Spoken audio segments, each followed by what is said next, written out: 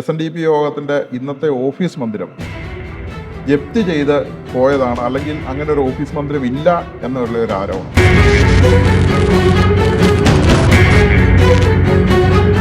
ദുഷ്ടലാക്കോട് നടത്തിയ ഒരു രാഷ്ട്രീയ ഗൂഢാലോചനയായിട്ട് മാത്രമാണ് ഞാൻ അതിനെ നോക്കിക്കാണുന്നത്. ഈ ചെക്ക് SNDP യോഗം കൈപ്പറ്റുമ്പോൾ, ഈ 5 കോടി രൂപയുടെ തുകയുടെ ചെക്ക് കൈപ്പറ്റുമ്പോൾ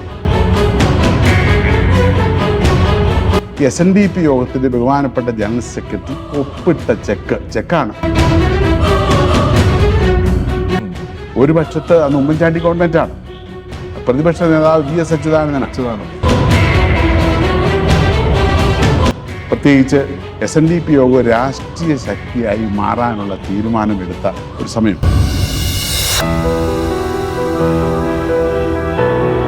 നമുക്കറിയാം 2015 എന്ന് പറഞ്ഞാൽ SNDP യോഗത്തെ സംബന്ധിച്ചിടത്തോളം വളരെ നിർണായകമായൊരു കാലം. ഈ ഇടതും വലതും SNDP യോഗത്തിൻ്റെ രാഷ്ട്രീയ ശക്തി സമാഹരണത്തെ പേടിയോടുകൂടി കാണുക. എല്ലാ രാഷ്ട്രീയ പ്രസ്ഥാനങ്ങളും നമുക്കെതിരെ സ്വാഭാവികമായിട്ടും എന്ത് ചെയ്യാൻ പറ്റും എന്നൊരു ചിന്തയിൽ നിൽക്കുക. SNDP യോഗത്തിൻ്റെ ഓഫീസ് ജപ്തി ചെയ്തിട്ടുണ്ട്.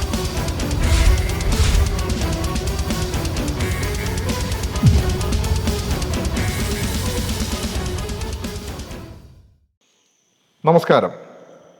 ഇന്ന് നമ്മുടെ മുന്നിൽ അതിഥിയായി എത്തിയിരിക്കുന്നത് SNDP യോഗം യൂത്ത് മൂവ്മെൻറ്റിൻ്റെ കരുത്തനായ സെക്രട്ടറി പദവും SNDP യോഗത്തിൻ്റെ കൗൺസിലർ പദവും SNDP യോഗത്തിൻ്റെ തന്നെ വൈസ് പ്രസിഡന്റ് സ്ഥാനം, ദേവസ്വം സെക്രട്ടറി സ്ഥാനം, അതുപോലെ തന്നെ SNDP യോഗത്തിൻ്റെ ആക്ടിംഗ് പ്രസിഡന്റ് സ്ഥാനവും അലങ്കരിച്ചിരിക്കുന്ന, ഇന്ന് SNDP യോഗം രാജാക്കാട് യൂണിയൻ്റെ കരുത്തനായ പ്രസിഡന്റ് കൂടിയായ ബഹുമാനപ്പെട്ട ശ്രീ MP ശ്രീകുമാർ സാർ അവറുകളാണ്. നമസ്കാരം സാർ. നമസ്കാരം. എനിക്ക് ആദ്യം തന്നെ ചോദിക്കാനുള്ള ഒരു ചോദ്യം എന്ന് പറഞ്ഞു കഴിഞ്ഞാൽ, ഒരുപാട് ആരോപണങ്ങളും പ്രത്യാരോപണങ്ങളും നിറഞ്ഞു നിൽക്കുന്ന ഒരു മേഖലയാണ് ഇന്ന് SNDP യോഗം നേതൃത്വത്തെക്കുറിച്ചും ഒക്കെയും. അതിൽ തന്നെയും പ്രധാനമായിട്ടും ഉള്ള ഒരു ആരോപണമാണ് SNDP യോഗത്തിൻ്റെ ഇന്നത്തെ ഓഫീസ് മന്ദിരം ജപ്തി ചെയ്ത് പോയതാണ്, അല്ലെങ്കിൽ അങ്ങനെ ഒരു ഓഫീസ് മന്ദിരം ഇല്ല എന്നുള്ള ഒരു ആരോപണം. ഇതിനെക്കുറിച്ചുള്ള നിജസ്ഥിതി എന്താണ്?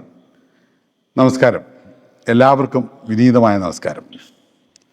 സത്യത്തിൽ വലിയൊരു തമാശയായി മാത്രമേ ആ ആരോപണത്തെ ഞാൻ കാണുന്നുള്ളൂ.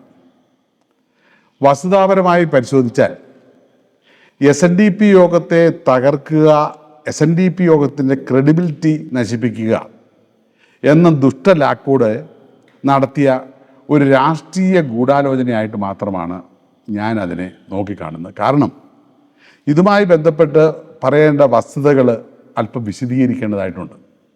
എന്താണ് എന്ന് ചോദിച്ചാൽ, ഇപ്പം ഈ ആരോപണം ഉയർന്നു വന്നിരിക്കുന്നത് കേരള സംസ്ഥാന പിന്നോക്ക വിഭാഗ വികസന കോർപ്പറേഷനിൽ നിന്ന് SNDP യോഗം ലഭ്യമാക്കിയ ലോണുമായി ബന്ധപ്പെട്ടാണ്.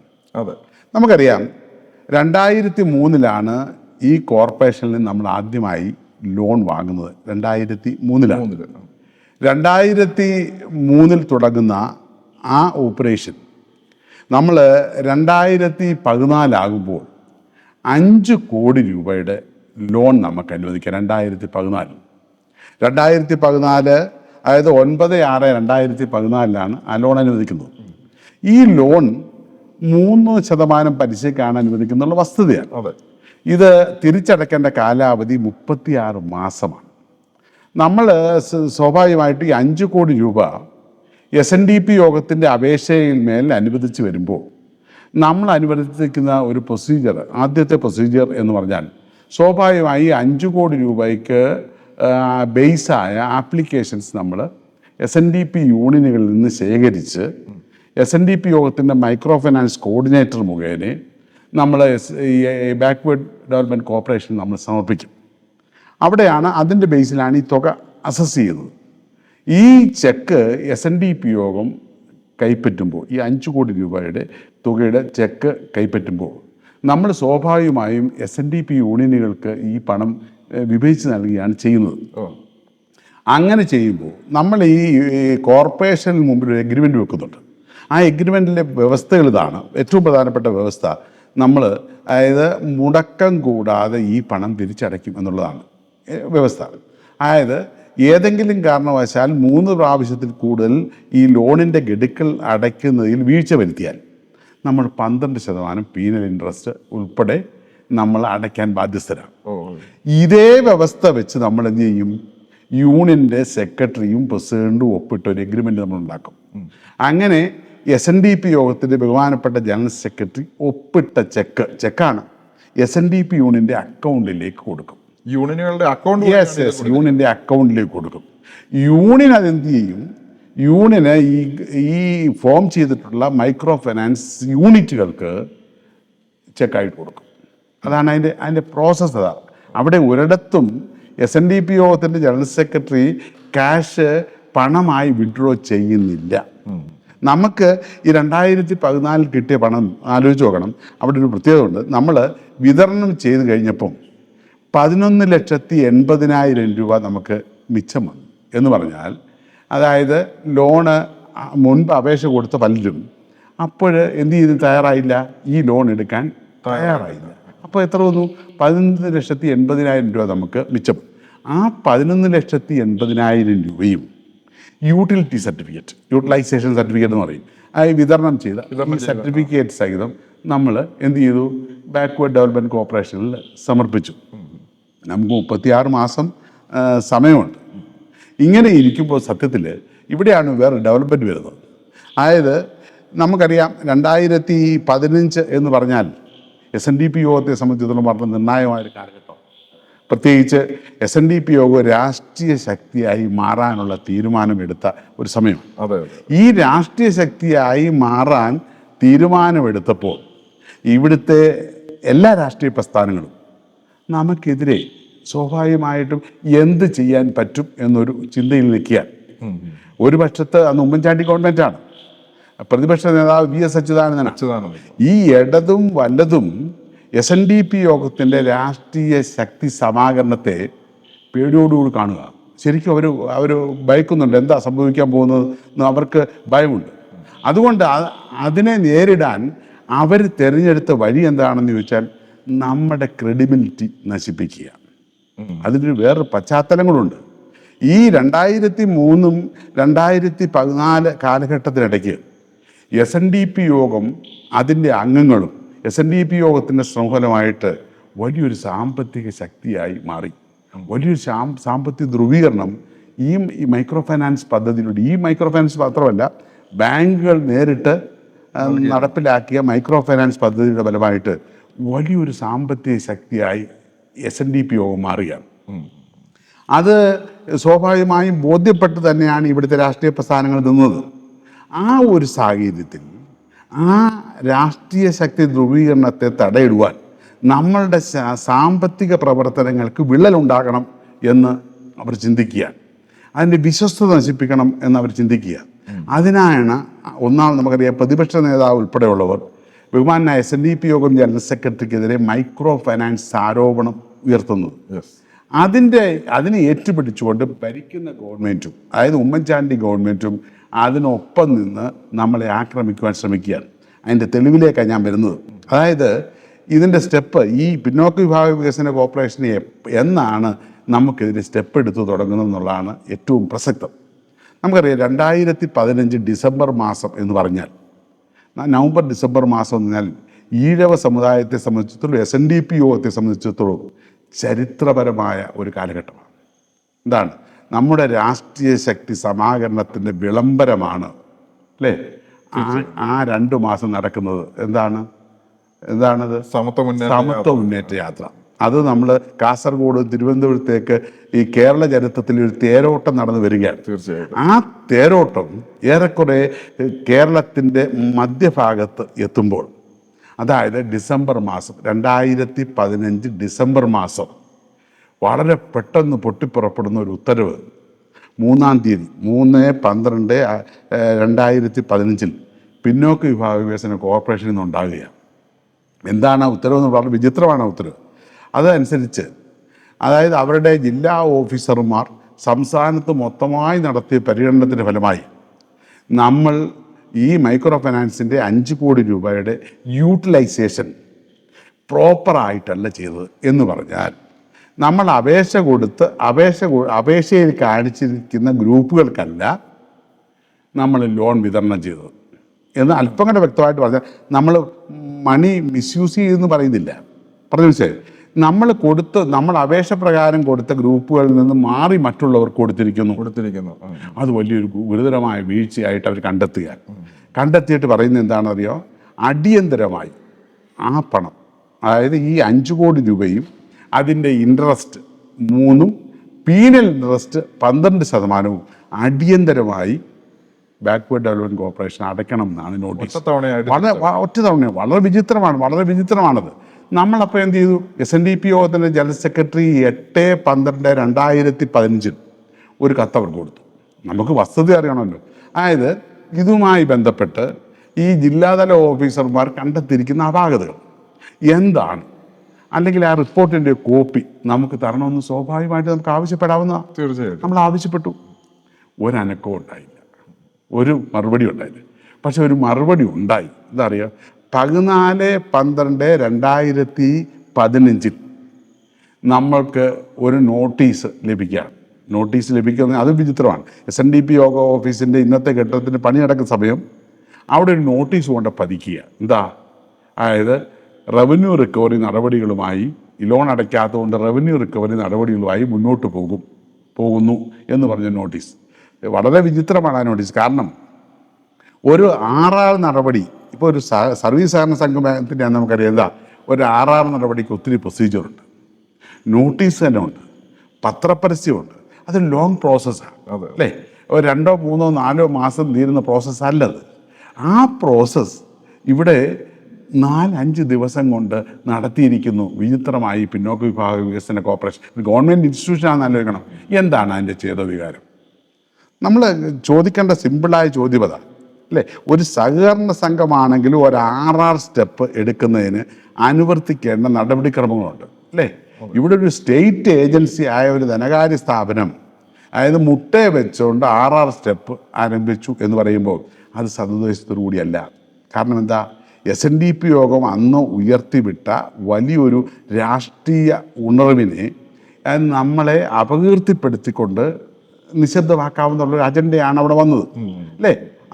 അങ്ങനെ വന്നു. നമ്മളെ സംബന്ധിച്ചിടത്തോളം നമ്മൾ നിയമപരമായി നേരിടാൻ അത് തീരുമാനിക്കുക. ആ മാസം തന്നെ അവരെ സംബന്ധിച്ചിടത്തോളം അടുത്ത സ്റ്റെപ്പ്, ഈ RR സ്റ്റെപ്പിലെ കളക്ടറാണ് റവന്യൂ നടപടികളുടെ ഉത്തരവ് കൊടുക്കേണ്ടത്. അവർ 28/12/2015 അവർ ബഹുമാനപ്പെട്ട കൊല്ലം കളക്ടറോട് ഈ RR നടപടികൾ പൂർത്തിയാക്കണം, RR നടപടി ഉത്തരവാകണമെന്ന് അപേക്ഷ കൊടുക്കും. നമ്മളെ സംബന്ധിച്ചിടത്തോളം നമ്മളിത് ബഹുമാനപ്പെട്ട ജനറൽ സെക്രട്ടറി ഇതിൻ്റെ ചതി മനസ്സിലായിക്കൊണ്ട് തന്നെ നിയമ നടപടികൾ ആരംഭിച്ചിരുന്നു. നമ്മൾ അഡ്വക്കേറ്റ് സുഗുണപാൽ, സീനിയർ അഡ്വക്കേറ്റാണ്, അദ്ദേഹത്തെ സമീപിക്കുകയും അദ്ദേഹം മുഖേനയും ബഹുമാനപ്പെട്ട കേരള ഹൈക്കോടതിയിൽ നമ്മൾ ഹർജി ഫയൽ ചെയ്തു. ആ ഹർജി 29-ാം തീയതി 29/12/2015 വന്നു. അതായത് കളക്ടറുടെ മുമ്പിൽ അപേക്ഷ എന്ന അടുത്ത ദിവസം നമുക്ക് എന്ത് വന്നു? ഈ ഹർജി വന്നു. ഹർജി ഏകപക്ഷീയമായിട്ടല്ല, പിന്നോക്ക വിഭാഗ വികസന കോർപ്പറേഷൻ്റെ അഡ്വക്കേറ്റിനെയും റവന്യൂവിൻ്റെ അഡ്വക്കേറ്റിനെയും കേട്ടിട്ട് ഈ RR നടപടികൾക്ക് സ്റ്റേ അനുവദിച്ചു. പറഞ്ഞു മനസ്സിലായി? ഹൈക്കോടതി ഈ ദുഷ്ടലാക്കോടുകൂടി നടത്തിയ ഈ RR നടപടി സ്റ്റേ ചെയ്തു. പക്ഷെ അവിടെ കൊണ്ടും ഈ ദുഷ്ടചിന്ത മനസ്സിൽ പേർന്നവർ, ഈ രാഷ്ട്രീയക്കാരുടെ പിൻബലത്തോടുകൂടി അവരുടെ പ്രവർത്തനം അവിടെ കൊണ്ട് അവസാനിപ്പിച്ചില്ല. അവർ 30/12/2015 എന്ത് ചെയ്യുന്നറിയാമോ? SNDP യോഗത്തിൻ്റെ അന്നത്തെ താൽക്കാലിക ഓഫീസിൽ ജപ്തി നടപടികളുമായിട്ട് എത്തി. അന്നാണ് മാധ്യമങ്ങളുടെ ഒക്കെ സഹായത്തോടുകൂടി SNDP യോഗ ഓഫീസ് ജപ്തി ചെയ്യാൻ പോകുന്നു എന്ന് പറഞ്ഞ് മാധ്യമങ്ങളെയൊക്കെ വിളിച്ചുകൊണ്ട് SNDP യോഗ ഓഫീസിലേക്ക് എത്തുന്നത്. യോഗ ഓഫീസിലെത്തിയപ്പോൾ നമ്മളെ സംബന്ധിച്ചിടത്തോളം നമ്മളെന്ത് ചെയ്തു? ബഹുമാനപ്പെട്ട ഹൈക്കോടതിയുടെ ഉത്തരവ് കാണിച്ചു. അപകടം മണത്ത് അവരന്ന് പിൻവാങ്ങിയാണ് പോയത്. അങ്ങനെ ആകുമ്പോൾ SNDP യോഗത്തിൻ്റെ ഓഫീസ് ജപ്തി ചെയ്തോ? ഇല്ലില്ല. ഹൈക്കോടതി വിലക്കിയത് എങ്ങനെ ജപ്തിയാകും? ഓക്കെ, അതെ അതെ, സ്റ്റേ നിലനിൽക്കുകയാണ് ഇവർ നിലനിൽക്കുകയാണ്. അതാണ് അവർ പറയുന്നത്. എന്ത് ചെയ്യുന്നത്? ജപ്തി ചെയ്തു എന്ന് പറയുന്നത് നടക്കാതെ പോയ ഒരു ജപ്തി സ്വപ്നം മാത്രമാണത്. പറഞ്ഞു മനസ്സിലായോ? അതാണ് അതിൻ്റെ കഥ. നമ്മളെ സംബന്ധിച്ചിടത്തോളം നമ്മൾ എന്ത് ചെയ്തു? നമ്മൾ നിയമപരമായ മാർഗം തന്നെ സ്വീകരിച്ചു. നമ്മൾ ടൈമിലി തന്നെ ആ ലോൺ നമ്മൾ അടച്ചു. ആദ്യം അവർ സ്വീകരിക്കത്തില്ലെന്ന് പറഞ്ഞു. നമ്മൾ ഹൈക്കോടതി വിധി കാണിക്കുന്നു. സ്വാഭാവികമായിട്ടും അവർ സ്വീകരിക്കാൻ നിർബന്ധിതരായി തീർന്നു. സമയബന്ധിതമായി തന്നെ നമ്മൾ ആ ലോൺ അടച്ചു. അവസാനം അവർ പറഞ്ഞ 183 രൂപ അവശേഷിക്കുന്നു എന്ന് പറഞ്ഞു. നമ്മൾ ആ 183 രൂപ അടച്ചപ്പോൾ 182 രൂപ മാത്രം അവരെടുത്തിട്ട് 1 രൂപ അവർ ബാലൻസ് നിർത്തിയിരിക്കാൻ. സത്യത്തിൽ SNDP യോഗത്തിൻ്റെ ഓഫീസ് ജപ്തി ചെയ്തു എന്ന് പറയുന്നത് വലിയൊരു തമാശയാണ്, അടിസ്ഥാനരഹിതമാണ്. അതിന് പക്ഷേ ലക്ഷ്യങ്ങൾ 1-2 ഉണ്ട്. എന്താണെന്ന് വെച്ചാൽ, ഒന്ന്, നമ്മളെ സംബന്ധിച്ച് മൈക്രോ ഫൈനാൻസ് നമ്മൾ വളരെ വ്യാപൃതരായിരിക്കുന്ന സമയമാണ്. ബാങ്കുകളൊക്കെ നമ്മളെ അപ്രോച്ച് ചെയ്യുന്ന സമയമാണ്. ഈ സമയത്ത് സ്വാഭാവികമായി ഒരു പ്രസ്ഥാനത്തിൻ്റെ ഹെഡ് ഓഫീസ് ജപ്തി ചെയ്ത ഒരു സ്ഥാപനത്തിന് ഈ ധനകാര്യ അസിസ്റ്റൻസ് അല്ലെങ്കിൽ ലോൺ തരാൻ, ആ സമുദായത്തിന് ലോൺ തരാൻ ധനകാര്യ സ്ഥാപനങ്ങൾ അറയ്ക്കും അല്ലേ? ആ ഒരു സാഹചര്യം സൃഷ്ടിക്കുക. ഒന്ന്, നമ്മുടെ ക്രെഡിബിലിറ്റി നശിപ്പിക്കുക. 3, നേതൃത്വത്തെ സംബന്ധിച്ച് അപമതിപ്പുണ്ടാക്കുക. ഇതൊക്കെ ഒരു രാഷ്ട്രീയ ചാണക്യ തന്ത്രമായിരുന്നു. അതിൽ ഇടതും വലതും വ്യക്തമായി ഉണ്ടായിരുന്നു എന്നുള്ള യാഥാർത്ഥ്യം ഈ സമുദായം തിരിച്ചറിയുകയാണ് ഈ ഇഷ്യൂയിലൂടെ വേണ്ടത്. അതുകൊണ്ട് SNDP യോഗത്തിൻ്റെ ഓഫീസ് ജപ്തി ചെയ്തിട്ടില്ല. ഇതിനൊപ്പം ഒരു തമാശ കൂടെ ഞാൻ പറയാം. സത്യത്തിൽ ഇവർ ജപ്തി ചെയ്തു എന്ന് പറയുന്ന SNDP യോഗ ഓഫീസിന് ചരിത്രമുണ്ട്. 1952 SN ട്രസ്റ്റ് രൂപീകരിക്കും. SNDP യോഗത്തിൻ്റെ ജനറൽ ബോഡിയാണ് SN ട്രസ്റ്റ്. മഹാനായ ആർ ശങ്കറിൻ്റെ കാലഘട്ടത്തിൽ രൂപീകരിക്കുന്നത്. അന്ന് SN ട്രസ്റ്റിൻ്റെ ആസ്തിയായി SNDP യോഗം ഇന്ന് SNDP യോഗം ഓഫീസ് നിൽക്കുന്ന സ്ഥലവും കെട്ടിടവും വിട്ടുകൊടുക്കുകയാണ്. എന്ന് പറഞ്ഞാൽ ആ സ്ഥലം ആരുടെയാണ്? ഇന്ന് SN ട്രസ്റ്റിൻ്റെ. ബഹുമാനപ്പെട്ട MK രാഘവൻ വക്കീല് SN ട്രസ്റ്റിന് പുതിയ ആസ്ഥാനം ഉണ്ടായിരുന്നപ്പം ഈ മുകളിലത്തെ നില SN ട്രസ്റ്റിൻ്റെ പൊസഷനിലായിരുന്നു, താഴെ SNDP യോഗത്തിനാണ് അനുവദിച്ചത്. ഈ 2 പോർഷനും SNDP യോഗത്തിന് കൈമാറി. ബഹുമാനായ SNDP യോഗത്തിൻ്റെ ജനറൽ സെക്രട്ടറി അവർ SN ട്രസ്റ്റ് സെക്രട്ടറി ആയപ്പോൾ അല്പം കൂടി ലിബറലായി ആ പ്രദേശം, ആ SNDP യോഗ ഓഫീസ് നിൽക്കുന്ന ചുറ്റുപ്രദേശം ഉൾപ്പെടെ എല്ലാ പ്രദേശത്തിൻ്റെയും ഉപയോഗവും കൈവശവും, സ്ഥലത്തിൻ്റെ അല്ല, കെട്ടിടങ്ങളുടെ ഉപയോഗവും കൺസ്ട്രക്ഷനും SNDP യോഗത്തിന് അനുമതി കിട്ടി. അതൊരു വലിയ ആനുകൂല്യമായി കണക്കാക്കിയാൽ മതി. അങ്ങനെ ആകുമ്പോൾ ഇതിന് അടിസ്ഥാനപരമായി ആ ഓഫീസ് നിൽക്കുന്ന സ്ഥലം SN ട്രസ്റ്റിൻ്റെ സ്ഥലത്ത് എങ്ങനെയാണ് SNDP യോഗത്തിന് വേണ്ടി അറ്റാച്ച്മെന്റ് നടത്തുന്നത്, RR നടത്തുന്നതെന്നുള്ള വിചിത്രമായ രസം കൂടിയുണ്ട്. അതിനർത്ഥം എന്താ? ഇവർ പഠിക്കാതെ ബോധപൂർവം സംശയത്തിൻ്റെ നിലയിലേക്ക് SNDP യോഗം എന്ന പ്രസ്ഥാനത്തെ വലിച്ചഴക്കാൻ വേണ്ടിയാണ് ഈ ജപ്തി നാടകം. SNDP യോഗത്തിൻ്റെ ഓഫീസ് ആരും ജപ്തി ചെയ്തിട്ടില്ല. ഇന്ന് SNDP യോഗത്തിൻ്റെ ഓഫീസ് തന്നെയാണ് എന്നുള്ള വസ്തുത നമ്മുടെ പ്രവർത്തകർ അറിഞ്ഞിരിക്കണം. യഥാർത്ഥത്തിൽ SNDP യോഗം നടത്തിയ ഒരു മൈക്രോ ഫിനാൻസിലൂടെയൊക്കെ നടത്തിയ ഒരു വലിയ സാമ്പത്തിക വിപ്ലവത്തെ ക്രെഡിബിലിറ്റി നശിപ്പിക്കുക എന്നുള്ളതാണ്. അതിനു വേണ്ടിയിട്ട് ആസൂത്രണം ചെയ്ത ഉദ്യോഗസ്ഥ തലത്തിൽ ആസൂത്രണം ചെയ്ത ഉദ്യോഗസ്ഥ തലം കൊണ്ട് മാത്രം ഒരു രാഷ്ട്രീയ പിൻബലത്തോടു കൂടി ഉദ്യോഗസ്ഥന്മാരെ ഉപകരണമാക്കി നടത്തിയ ഒരു ഒരു ഒരു ഒരു ഒരു ഒരു തന്ത്രപരമായ നിലപാട് മാത്രമാണത്. അത് നിലവാരം കുറഞ്ഞത് എന്നുകൂടി ചർച്ച ചെയ്യേണ്ടി വരും. അതുപോലെ തന്നെയാണ് അന്ന് ഈ പറഞ്ഞ പോലെ SNDP യോഗത്തെ കരിമ്പട്ടികയിൽപ്പെടുത്തിയിരിക്കുന്നത് കൊണ്ട് ഈ ഒരു 3% പലിശയിൽ കിട്ടുന്ന വായ്പ നമുക്ക് കിട്ടാതെ പോകുന്നു എന്ന് പറഞ്ഞ് ഒരു ആരോപണം നിൽപ്പുണ്ട്. അത് വലിയൊരു മറ്റൊരു തമാശയാണ്. ഈ 2014 ഈ കേരളത്തിലെ ഈ മൈക്രോ ഫൈനാൻസ് രംഗത്ത് മറ്റൊരു വിപ്ലവം ഉണ്ടാകുകയാണ്. ആ വിപ്ലവം എന്താണെന്ന് വെച്ച് കഴിഞ്ഞാൽ ബാങ്കുകൾ JLG എന്ന ഒരു പുതിയ പദ്ധതി അനൗൺസ് ചെയ്യും. നബാർഡിൻ്റെ സഹായത്തോടുകൂടി തന്നെയാണ്. അവിടെയും പലിശയും 3-4% ഉള്ളൂ, അതിനപ്പുറത്തേക്കില്ല. ഇത്തരത്തിലുള്ള നീക്കങ്ങൾ ഈ പിന്നോക്ക വിഭാഗ വികസന കോർപ്പറേഷൻ്റെ ഭാഗത്തു നിന്നുണ്ടായപ്പോൾ ബഹുമാനായ SNDP യോഗത്തിൻ്റെ ജനറൽ സെക്രട്ടറി അല്പം കൂടി മുൻപേ ചിന്തിക്കുന്നു. എന്താണെന്ന് ചോദിച്ചാൽ, ഈ JLG പദ്ധതിയുമായി ബന്ധപ്പെട്ട് അദ്ദേഹത്തെ ബാങ്കുകൾ സമീപിക്കുക, എല്ലാ ബാങ്കുകളും, പ്രത്യേകിച്ച് നാഷണലൈസ്ഡ് ബാങ്ക്, അവർക്ക് ടാർഗറ്റ് ഉണ്ടായിരുന്നു ആ പുതിയ പദ്ധതിയായുണ്ട്, പ്രത്യേകിച്ച് യൂണിയൻ ബാങ്ക് ഉൾപ്പെടെ. ആ പദ്ധതി അദ്ദേഹം സ്വാഗതം ചെയ്തു. കാരണം എന്താണെന്ന് ചോദിച്ചു കഴിഞ്ഞാൽ SNDP യോഗം നേരിട്ട് പണം വാങ്ങണ്ട, അത് കൺസേൺ യൂണിയനുകൾക്ക് നേരിട്ട് അവർ കൊടുത്തോളും, അത് JLG ഗ്രൂപ്പുകൾക്ക് നേരിട്ട് കൊടുത്തോളും. SNDP യോഗത്തിന് അതിനകത്ത് റോൾ എടുക്കേണ്ടത് ഒരു ശുപാർശ മാത്രമാണ്. ജനറൽ സെക്രട്ടറി നോക്കുമ്പോൾ അത് ഏറ്റവും സുതാര്യമാണ്. ജനറൽ സെക്രട്ടറിയുടെ നമ്മളെ സംബന്ധിച്ച് യോഗത്തിന് റിസ്ക് ഫാക്ടർ ഇല്ല. അതുകൊണ്ട് SNDP യോഗം ജനറൽ സെക്രട്ടറി JLG 2014 JLG എന്ന ആ പുതിയ ഷിഫ്റ്റിലേക്ക് അദ്ദേഹം മാറുകയാണ്. അങ്ങനെ ഇപ്പം ഹൈ റേഞ്ചിൽ തന്നെ പറയാൻ 80 കോടി രൂപയാണ് ഈ 4% പലിശയ്ക്ക് ഈ ഹൈ റേഞ്ചിൽ വിതരണം ചെയ്ത് അന്ന് 2014. ഇന്നിപ്പം 12 വർഷം കൂടെ പിന്നെയും 12 വർഷം കൂടെ പിന്നിട്ടു. ഈ 80 കോടി വെച്ച് ഈ 12 വർഷം കൊണ്ട് എത്ര രൂപ കൊടുത്തു കാണും? ആലോചിച്ച് നോക്ക്. എത്ര? 900 കോടി ഇടുക്കി ജില്ലയിൽ തന്നെ ഈ JLG പദ്ധതിയിലൂടെ വ്യത്യസ്തമായ ബാങ്കുകൾ ഇടുക്കി ഹൈ റേഞ്ചിലെ വ്യത്യസ്തങ്ങളായ SNDP യൂണിയനുകൾ മുഖേന ഈ ഗ്രൂപ്പുകൾക്ക് JLG ഗ്രൂപ്പുകൾക്ക് കൊടുത്തിട്ടുണ്ട്. 3%, 4%. അതേ ഉള്ളൂ പലിശ അതേ ഉള്ളൂ. ഏറ്റവും സുതാര്യമാണ്. SNDP യോഗത്തെ സംബന്ധിച്ചിടത്തോളം ഒരു റിസ്ക് ഫാക്ടറും ഇല്ല. പറഞ്ഞ മനസ്സിലായി, ഒരു റിസ്ക് ഫാക്ടറും ഇല്ലാതെ ഇത്രയും പൈസ കൊടുക്കാൻ പറ്റുമ്പോൾ ഈ പറഞ്ഞ 12 വർഷം കൊണ്ട് 15 കോടി അവിടുന്ന് കിട്ടിയത്. ഇവിടെ ഒരു SNDP യൂണിയൻ ഇവിടെ 15 കോടി 20 കോടി 25 കോടിയാണ് കിട്ടുന്നത്. അപ്പൊ പിന്നെ സ്വാഭാവികമായിട്ടും SNDP ഓപ്റ്റ് ചെയ്ത് എന്താണ് കൂടുതൽ മറ്റൊരു കാര്യം കൊണ്ടുണ്ട്. ഈ പിന്നോക്ക വിഭാഗ വികസന കോർപ്പറേഷനിൽ ലോൺ ലഭ്യമാക്കുന്നവർക്ക് ഇത് കിട്ടത്തില്ല. ഈ JLG കിട്ടത്തില്ല. അങ്ങനെയാകുമ്പോൾ ശരിക്കും SNDP യോഗത്തിന് ഗുണകരമായ JLG പ്രോഗ്രാമാണ്. അതുകൊണ്ട് SNDP ജനറൽ സെക്രട്ടറി ഇതിലേക്ക് നമ്മുടെ പ്രവർത്തനം ഷിഫ്റ്റ് ചെയ്യാൻ താല്പര്യം കാണിക്കുകയും അതിലേക്ക് പ്രാധാന്യം കൊടുക്കുകയും ബാങ്കുകൾ സഹകരിക്കുകയും ചെയ്തു.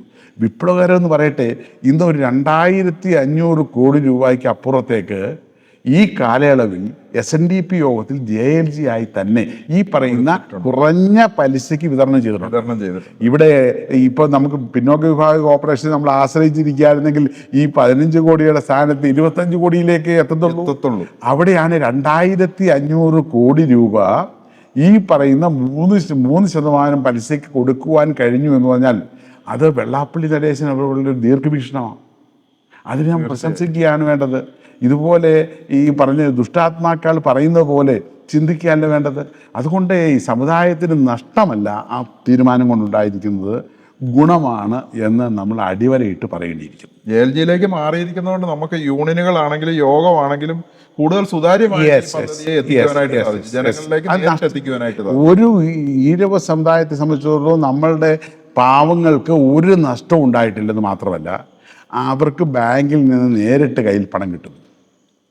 അവർക്ക് കഴിയുമ്പോൾ തിരിച്ചടങ്ങാൻ അവരുടെ സൗകര്യപ്രദമായി തിരിച്ചടങ്ങാൻ കഴിയുന്നു. മറ്റേത് ചാനലൈസ് അല്ലേ, ഇവിടുന്ന് യൂണിയനിലെത്തിക്കണം, യൂണിയൻ യോഗത്തിലെത്തിക്കണം, അവിടുന്ന് പിന്നോക്ക വിഭാഗ കോർപ്പറേഷനിൽ എത്തിക്കണം. ഒരുപാട് അലിഗേഷൻസ് സുതാര്യവും ലളിതവുമാക്കുന്ന ഒരു രീതിയിലേക്ക് നേരിട്ട് ആൾക്കാരിലേക്ക് ആവശ്യക്കാരിലേക്ക് നേരിട്ട് ബാങ്ക് ത്രൂ അവിടെയാണ് ഇവിടെ കരയുന്നത്. എന്താ 3% പലിശയ്ക്കുള്ളത്? ഈ 12 വർഷം കൊടുത്തത് 15, ഇനിയും കൊടുത്താലും 30 കൊടുക്കുന്നത്. ആ സ്ഥാനത്ത് 2500 കോടി വിതരണം ചെയ്യാൻ പറഞ്ഞാൽ ചെറിയ കാര്യമാണ്? തീർച്ചയായും. അങ്ങനെയാണ് നമ്മളതിനെ കാണേണ്ടത്. കണ്ണടച്ച് ഇരുട്ടാക്കരുത്. അതുപോലെ തന്നെയാണ് SNDP യോഗത്തിന്റെ മൈക്രോ ഫിനാൻസ് പദ്ധതിയുമായി ബന്ധപ്പെട്ട് നിരവധി കേസുകളാണ്. അത് നമ്മൾ വസ്തുതാപരമായ ആ വിഷയത്തെ കാണും. SNDP യോഗം നടപ്പിലാക്കുന്നത് 3 പ്രധാനമായ SNDP യോഗത്തിൻ്റെ പ്രവർത്തന മേഖലയിൽ ഈ പറയുന്ന 3 മൈക്രോ ഫൈനാൻസ് ഓപ്പറേഷനാണ് നടന്നു വന്നത്. ഒന്ന് ഈ പറഞ്ഞ ബാക്ക്വേർഡ് ഡെവലപ്മെൻറ്റ് കോർപ്പറേഷൻ, അതൊരു ചെറിയ തുക, നെഗ്ലിജിബിൾ എമൗണ്ട്സ് ഇല്ലേ, 1% പോലും വരുന്നില്ല. മറ്റൊന്ന് പിന്നോക്ക വിഭാഗ കോർപ്പറേഷന് വെളിയിലായിട്ട് നമുക്കറിയാം ബാങ്കുകൾ മുഖേന നടപ്പിലാക്കുന്ന നമ്മൾ ഈ പറയുന്ന കോമണായി പറയുന്ന മൈക്രോ ഫൈനാൻസ് പദ്ധതി. ആ മൈക്രോ ഫൈനാൻസ് പദ്ധതിയെ സംബന്ധിച്ച് നമുക്ക് ഏതാണ്ട് 8500 അപ്പുറത്തേക്കുള്ള യൂണിറ്റുകളുണ്ട്. 8000 അതിനപ്പുറത്തേക്കുള്ളുണ്ട് യൂണിറ്റുകളുണ്ട്. മൈക്രോ ഫൈനാൻസ് ഏറ്റെടുക്കുന്ന സംഘങ്ങളുണ്ട്. ആ സംഘങ്ങൾ മുഖേന നമ്മളൊരു 10,000 കോടിക്ക് അപ്പുറത്തേക്ക് രൂപ വിതരണം ചെയ്തിട്ടുള്ള ഒരു പദ്ധതിയാണത്. വിപ്ലവകരമായ പദ്ധതിയായിരുന്നു ഇത് ഏറ്റെടുത്ത് തുടങ്ങുന്ന കാര്യം അറിയാം. 5% പലിശയ്ക്ക് ഈ 100 രൂപ വട്ടിപ്പലിശയ്ക്ക് മേടിച്ചുകൊണ്ടിരുന്ന ഒരവസ്ഥയിലാണ് വെള്ളാപ്പള്ളി നടേശൻ അവരുകൾ ഈ മൈക്രോ ഫൈനാൻസ് പദ്ധതിയുമായിട്ട് മുന്നോട്ട് വരുന്നത്. അതിന് ചരിത്രമുണ്ട്. അത് തുടങ്ങുന്നത് ഇപ്പോൾ പലരും ചോദിക്കും, എന്തുകൊണ്ടാണ് മൈക്രോ ഫൈനാൻസ് പദ്ധതിയുടെ ഓഫീസ് കണിച്ചിക്കുളങ്ങരയിൽ തുടങ്ങിയെന്നൊരു ചോദ്യമുണ്ട്. എന്താ സത്യത്തിൽ അതിന് അർത്ഥം എന്താ? അതിന് ശരിക്കും ഉത്തരം എന്താ? അതിന് ശരിയായ ഉത്തരം എന്താണ് എന്ന് ചോദിച്ചാൽ, ഈ മൈക്രോ ഫൈനാൻസ് പദ്ധതി SNDP യോഗം പരീക്ഷണാടിസ്ഥാനത്തിൽ തുടങ്ങുന്നത് കണിച്ചിക്കുളങ്ങരയിൽ നിന്നാണ്. യെസ്. അവിടെ നിങ്ങൾക്കറിയാം ചരിത്രപരമായ പ്രാധാന്യമുള്ളതാണ് അവിടുത്തെ ഗുരുദേവ ക്ഷേത്രം. ആ ഗുരുദേവ ക്ഷേത്രത്തിൽ പ്രാർത്ഥന നടത്തുന്നത് 100ഓളം വനിതകളായിരുന്നു അന്ന്. എന്ന് ഈ 2003 കാലഘട്ടത്തിൽ അവരെ ആ 100ഓളം വരുന്ന വനിതകൾ, അവരെ സംബന്ധിച്ച് അവരിൽ ഒരാളായിരുന്നു ശ്രീമതി പ്രീതി നടേശൻ അവർ അമ്മ. അവരിൽ ഒരാളായിരുന്നു. സ്വാഭാവികമായും ആ പ്രാർത്ഥന കൂട്ടായ്മയിൽ അവരുടെ ദുഃഖങ്ങളും ദുരിതങ്ങളും ഒക്കെ പലപ്പോഴും ശ്രീമതി പ്രീതി നടേശൻ അവരോട് കേൾക്കാൻ ഇടയായിട്ടുണ്ട്. ആ ദുഃഖങ്ങളും ദുരിതങ്ങളും കേട്ടപ്പോൾ അതിനൊരു പരിഹാരം വേണമല്ലോ എന്ന ചിന്ത മനസ്സിൽ സ്വാഭാവികമായിട്ട് ഉദിച്ചു. അതിൻ്റെ അടിസ്ഥാനത്തിൽ ഈ മൈക്രോ ഫൈനാൻസിൻ്റെ ആ സംരംഭത്തിൻ്റെ ചിന്തയുടെ ആദ്യത്തെ കനൽ അവിടെയാണ് ഉണ്ടാകുന്നത്. അത് ആ വിഷയം വന്ന് ബഹുമാനപ്പെട്ട ജനറൽ സെക്രട്ടറിയോട് അവതരിപ്പിക്കുമ്പോൾ ജനറൽ സെക്രട്ടറി എന്ന് പറഞ്ഞു, നമുക്കൊരു പരിഹാരം കാണാം. ആ 5 ഗ്രൂപ്പായിട്ട് അവരെ തിരിക്കുക. ഈ 5 ഗ്രൂപ്പായിട്ട് തിരിച്ചിട്ട് അവർക്ക് എന്ത് ചെയ്യുന്നു, ജനറൽ സെക്രട്ടറി അദ്ദേഹം ആദ്യം 25,000 രൂപ വീതം ഈ 5 ഗ്രൂപ്പിനും അഡ്വാൻസ് ആയി കൊടുക്കുക. നിങ്ങൾ സേവിങ്ങോടെ നടത്താൻ പറയുക. അതവർ ലോൺ കൊടുക്കുക. അതവർ അങ്ങളുടെ ആവശ്യത്തിന് വിതരണം ചെയ്യുക. അന്ന് 25,000 രൂപ പ്രസക്തമാണ്. 2.5 ലക്ഷം രൂപ അദ്ദേഹം കൊടുത്ത് വളരെ പ്രസക്തമാണ്. അങ്ങനെ ഒരു വലിയൊരു സൗഹാർദ്ദത്തിൽ അധിഷ്ഠിതമായൊരു മൈക്രോ ഫൈനാൻസ് സ്കീമാണ് SNDP യോഗം അന്ന് അവിടെ തുടങ്ങുന്നത്. അതാണ് സത്യമായി നമ്മുടെ മൈക്രോ ഫൈനാൻസ് സ്കീമിൻ്റെ തുടക്കം അവിടെ നിന്നാണ്.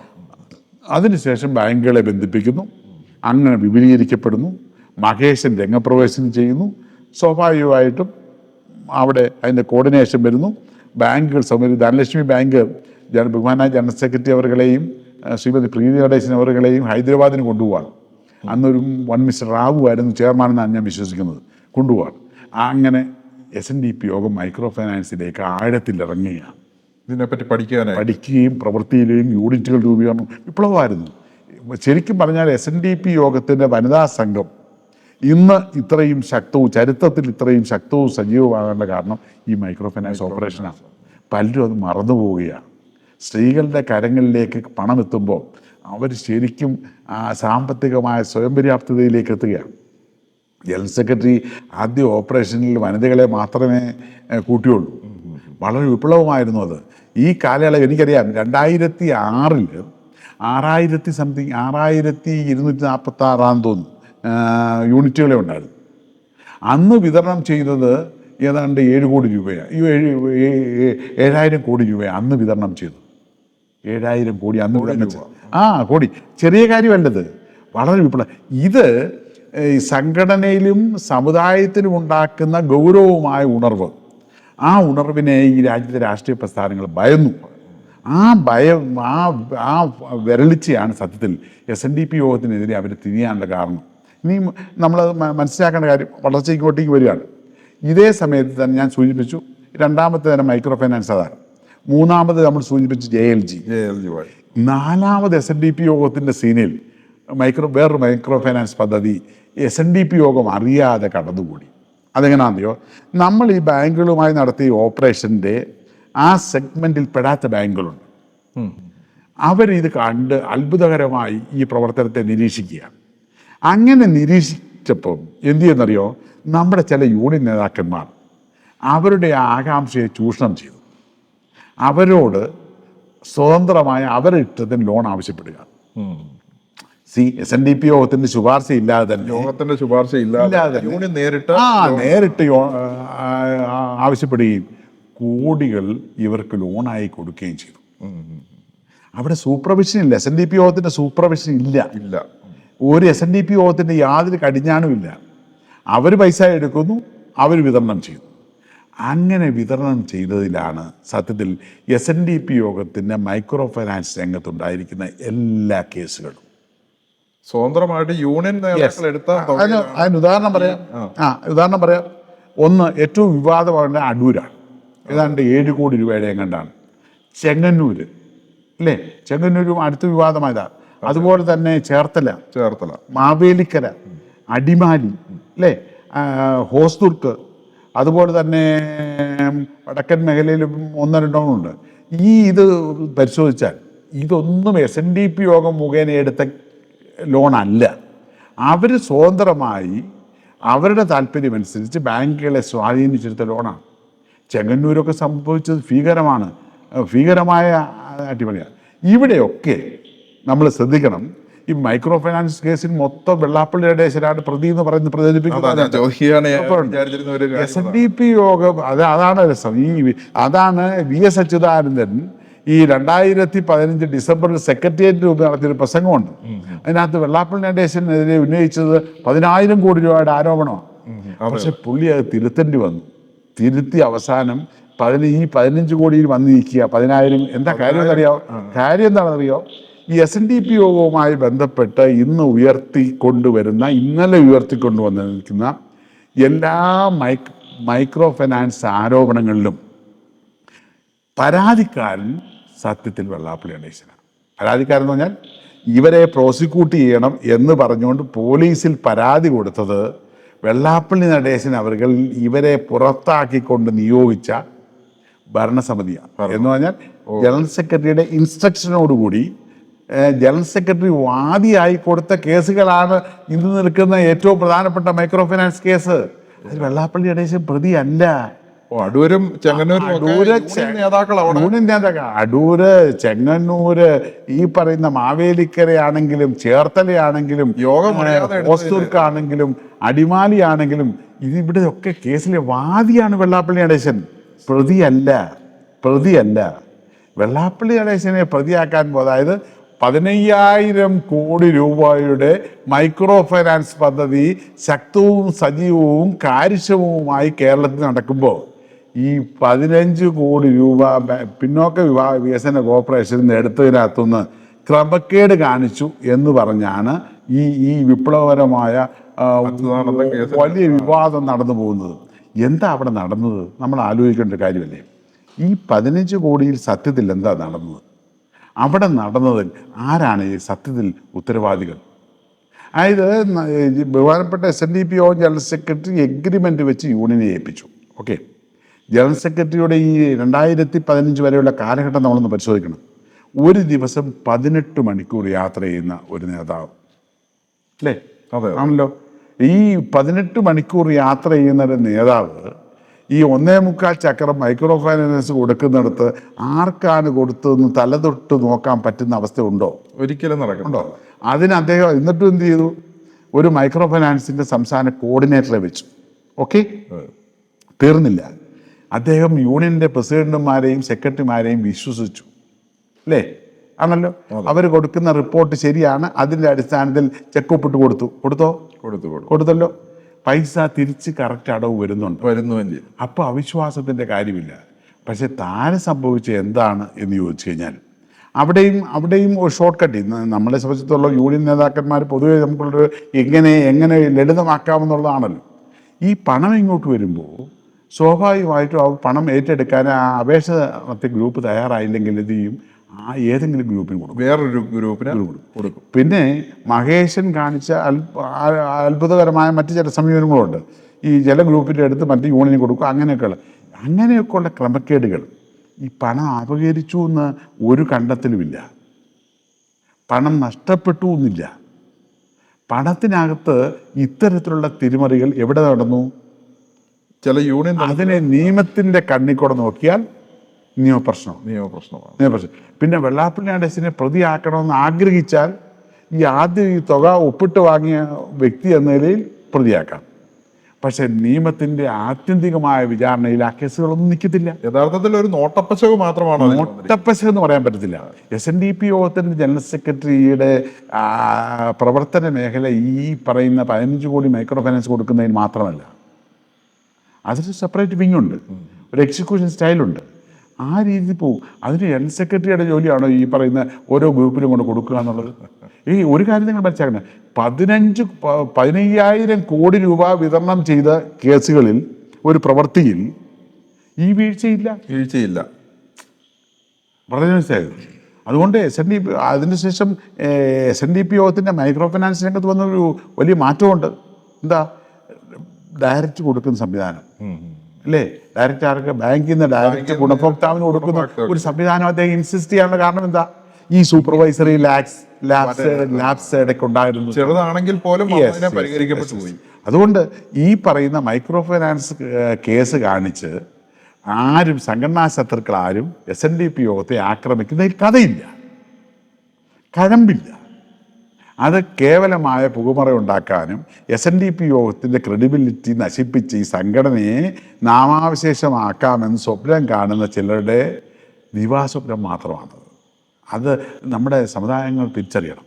ഒന്ന്, പിന്നോക്ക വിഭാഗ വികസന കോർപ്പറേഷനെ സംബന്ധിച്ചിടത്തോളം SNDP യോഗത്തിൻ്റെ അതിലുള്ള റെസ്പോൺസിബിലിറ്റി നമ്മൾ എന്താണെന്ന് പറഞ്ഞു.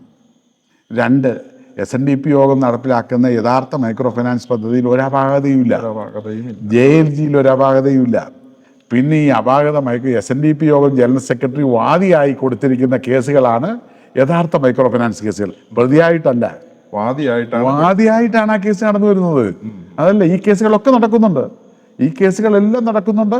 അവിടെ അന്ന് തട്ടിപ്പ് കാണിച്ചവരൊക്കെ പ്രതികളാണ്, പ്രതിപ്പട്ടിയിൽ വിചാരണ നേരിടുന്നുണ്ട്. അടൂരാണെങ്കിൽ സംസ്ഥാന ഓഡിറ്റ് വിഭാഗം നടത്തിയ ജനറൽ സെക്രട്ടറിയോടുള്ള അഭ്യർത്ഥന മാനിച്ച് സംസ്ഥാന ഗവൺമെൻറ് ഓഡിറ്റ് വിഭാഗം നടത്തി കണക്ക് ഓഡിറ്റ് ചെയ്തു. ആ കേസുകളൊക്കെ ക്രൈംബ്രാഞ്ച് ഏറ്റെടുക്കണമെന്ന് ആവശ്യപ്പെട്ടതാരാ? General secretary. ശക്തമായി മുന്നോട്ട് പോകണമെന്ന് ആവശ്യപ്പെട്ട ഈ കേസുകളൊക്കെ വാദിയായി നിൽക്കുന്ന ആരാ? ജനറൽ സെക്രട്ടറിയാണ്. ആ ജനറൽ സെക്രട്ടറിയെ പ്രതിയാണ് ഈ ചിത്രീകരിക്കുന്നതിലെ വിചിത്രമായ കാഴ്ചപ്പാട് നമ്മൾ തിരിച്ചറിയണം. SNDP പ്രവർത്തകർ തിരിച്ചറിയണം. തീർച്ചയായിട്ടും. SNDP യോഗത്തിൽ ഈ പറഞ്ഞ ഒരു ഏതാണ്ട് 15,000 കോടിയിലധികം തുക ഉറപ്പായിട്ടും കൊടുത്തിരിക്കുന്നു. ഉറപ്പായിട്ടും അങ്ങനെ ചെറിയ തുകയല്ല, വലിയൊരു ശക്തി തന്നെ, വലിയൊരു മൂവ്മെന്റ് ആണല്ലോ ഉണ്ടായത്. വലിയൊരു സാമ്പത്തിക വിപ്ലവമാണ്. ആ സാമ്പത്തിക വിപ്ലവം ഒരു സംഘടനയെ സംബന്ധിച്ചിടത്തോളം, SNDP യോഗത്തെ ഏത് സംഘടന നോക്കിയാലും രണ്ട് കാര്യങ്ങളാണ് പ്രധാനം. ഒന്ന്, സംഘടനാ ബലം. രണ്ട്, സാമ്പത്തിക ശക്തി. അതിനകത്ത് ആർജിക്കപ്പെടുന്ന ഇത് രണ്ടും കൂടെ ചേർന്നാൽ സ്വാഭാവികമായും രാഷ്ട്രീയ ശക്തി കൂടെ നമുക്ക് ആർജിക്കാൻ പറ്റും, ഉറപ്പാണ്. അന്നേരം ഇത് ഭയക്കുന്നവരുണ്ട്. ഇന്ന് കേരളത്തിൽ ഇത് ഭയക്കുന്നവരാണ്. ഈ ഇന്നത്തെ ഭരണപക്ഷവും പ്രതിപക്ഷവും എല്ലാ രാഷ്ട്രീയ പ്രസ്ഥാനങ്ങളും ഭയക്കുന്നു. കാരണം എന്താ? കേരളത്തിലെ ഏറ്റവും വലിയ ജനവിഭാഗം ഏതാണ്? ഈഴവ സമുദായം. ഇപ്പോൾ നമ്മൾ വിചിത്രമെന്ന് നമുക്ക് അവരെ അഭിനന്ദിക്കാം. ഞാനതാ പറഞ്ഞത്. ഇവിടെ കത്തോലിക്ക സഭയുടെ തിരഞ്ഞെടുക്കപ്പെട്ട MLA-മാരുടെയും മന്ത്രിമാരുടെയും ഒക്കെ ഒരു സ്വീകരണ ചടങ്ങ് കഴിഞ്ഞ ദിവസം ഉണ്ടായിരുന്നു. അതിൽ PJ ജോസഫ് സാറിൻ്റെ മകനാണെന്ന് തോന്നുന്നു പ്രസംഗിക്കുന്നു. അതായത് ഈഴവ സമുദായത്തിൻ്റെ അംഗസംഖ്യ നോക്കുകയാണെങ്കിൽ അതിൻ്റെ ഒരു 1/3 പോലും വരാത്ത ഒരു ജനവിഭാഗമാണ് ഈ പറഞ്ഞ ക്രൈസ്തവ സഹോദരർ. അവർക്ക് 14 MLA-മാരെയും 4 ക്യാബിനറ്റ് റാങ്കുള്ളവരെയും സൃഷ്ടിക്കുവാൻ പറ്റിയെന്ന് അവരഭിമാനപൂർവ്വം അവരുടെ വേദിയിൽ പറയുമ്പോൾ നമ്മളൊന്ന് ആലോചിച്ച് നോക്കണം. ഈ കേരളത്തിലെ 1/3 വരുന്ന ഒരു ജനവിഭാഗത്തിന് നമ്മൾ എവിടെ എത്തി നിൽക്കുന്നു? നമ്മൾ അങ്ങനെ ഇതുപോലെ തന്നെ കത്തോലിക്ക സഹോദരന്മാരെ പോലെ തന്നെ സംഘടിത ശക്തിയായി മാറിയാൽ നമുക്ക് ഇവിടുത്തെയുള്ള അധികാര പങ്കാളിത്തം എന്തായിരിക്കുമെന്ന് നമ്മൾ ചിന്തിക്കണം. അല്ല, അത് തന്നെയാണ് നമ്മളത് പറഞ്ഞു കഴിയുമ്പോൾ ബഹുമാനപ്പെട്ട വെള്ളാപ്പള്ളി സാർ അത് പറയുമ്പോൾ അദ്ദേഹത്തെ വർഗീയവാദി പട്ടം ചമത്തി മാറ്റി നിർത്തുകയാണ് ചെയ്യുന്നത്. അതൊരു ഭയം കൊണ്ടാണ്, സത്യത്തിലൊരു ഭയം കൊണ്ടാണ്. സംഭവിച്ചാൽ ഉണ്ടാകുന്ന ഒരു ഭയമുണ്ട്. ഈ സമുദായം രാഷ്ട്രീയ അധികാരം സത്യത്തിലേ ഇപ്പോൾ SNDP യോഗത്തിൻ്റെ ചരിത്രം പരിശോധിച്ചാൽ ഏറ്റവും കൂടുതൽ ഈഴവൻ എന്ന് പബ്ലിക്കായും പ്രജാസഭയിലും പറഞ്ഞിട്ടുള്ള ആരാണെന്നറിയാമോ? കുമാരനാശാനാണ് അല്ലേ? കുമാരനാശാനാണ്. ഞാൻ ഓർത്തു പോകുന്നു, പ്രിൻസ് രാജകുമാരൻ അദ്ദേഹത്തിന് പട്ടുമളയും കൊടുത്ത, കുമാരനാശാന് പട്ടുമളയും കൊടുത്ത് ആദരിച്ച ഒരു ചടങ്ങുണ്ട് അല്ലേ? അന്ന് ആരും പറഞ്ഞില്ല ഈഴവൻ എന്ന് പറയുന്ന ഒരാൾക്കാണ് ഈ പട്ടും വളയും കൊടുത്ത് രാജകുമാരൻ ബ്രിട്ടീഷ് രാജകുമാരനെ ആദരിച്ചതെന്ന് എനിക്ക് തോന്നുന്നു 1912 എൻ്റെ വിശ്വാസം. എൻ്റെ വിശ്വാസത 12 ചെന്നൈയിൽ വെച്ചാണ്. അന്ന് ആരും പറഞ്ഞില്ല. ഈഴവന് വേണ്ടി ഈഴവൻ എന്ന് ആവർത്തിച്ച് പറഞ്ഞ മറ്റൊരു SNDP യോഗത്തിൻ്റെ നേതാവില്ല. ഒരു കാര്യം കൂടെ ആലോചിക്കണം, ശ്രീനാരായണ ഗുരുദേവ തൃപ്പാദങ്ങളുടെ കാലഘട്ടത്തിൽ തന്നെയാണ് ഈ ഈഴവ പ്രയോഗം ഉയർന്നു വന്നു വരുന്നത്. അതെ അതെ അതെ. അല്ലേ? അത് നമ്മൾ ചിന്തിക്കുന്നില്ലത് ആ കാലഘട്ടത്തില. വേണമെങ്കിൽ ഗുരുദേവ തൃപ്പാദങ്ങൾക്ക് തിരുത്താവുന്നതേ ഉള്ളൂ. കുമാര ഇങ്ങനെ പറയരുതെന്ന് പറഞ്ഞാൽ കുമാരൻ പറയത്തില്ലത്. പക്ഷെ ഗുരുദേവൻ തിരുത്തിയില്ല. കാര്യം എന്താ? അതൊക്കെ ചരിത്രപരമായ കാരണങ്ങളാണ്. കുമാരൻ ഇങ്ങനെ പറഞ്ഞാലേ ഈ സമുദായം ഉദ്ധരിക്കപ്പെടത്തുള്ളൂ, ഈ സമുദായത്തിന് അടിസ്ഥാനപരമായ അവകാശങ്ങൾ കിട്ടൂ എന്നൊരു ചിന്ത ആ കാലഘട്ടത്തിൽ ഉണ്ടായിരുന്നു. അതിൻ്റെ ഒരു തനി ആവർത്തനമല്ലേ സത്യത്തിൽ ഈ കാലഘട്ടത്തിലും ചെയ്തു പോരുന്നത്. അതിൻ്റെ ഒരു തനി ആവർത്തനമാണ്, ചരിത്രപരമായ ആവർത്തനമാണ് അല്ലേ? ആ ആംഗിളിൽ നമ്മൾ വസ്തുതാപരമായി കൂടി ഈ വിഷയങ്ങളെ കാണണം. അത് സമുദായ അംഗങ്ങളാണ് കാണേണ്ടത്, നേതാക്കന്മാരല്ല, സമുദായങ്ങൾ കൂടി കാണണം. അതാണ് വസ്തുത.